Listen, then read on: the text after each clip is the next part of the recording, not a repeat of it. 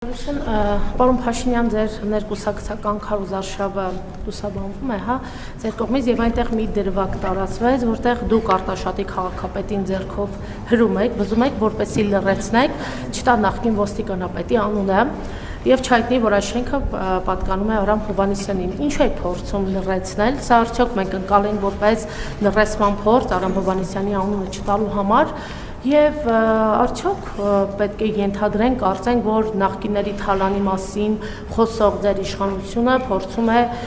օրինակ, ենթադրաբար Արամ Հովհաննիսյանի թալանը թաքցնել։ Եվ մեկ անձնական բնույթի հարցը, պարոն Փաշինյան, դուք մկրտված եք, եթե այո, ապա կարող եք ասել, որ եկեղեցում որքան է ձեզ մկրտել։ Այո, ես մկրտված եմ, ես Սուրբ Սարգիս եկեղեցում եմ մկրտվել 2007 թվականի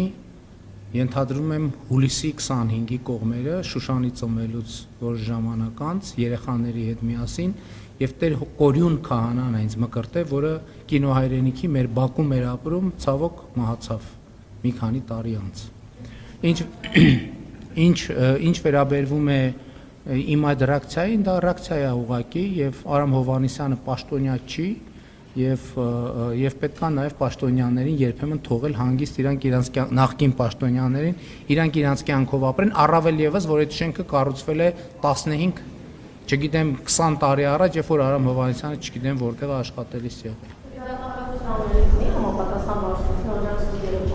Գիտեք ինչ, ես դատախազության անելիքները չեմ որոշում ու կանխորոշում։ Դատախազություն ընդհանրապես բոլոր պետական մարմինները պարտավոր են իրենց անելիքը անել։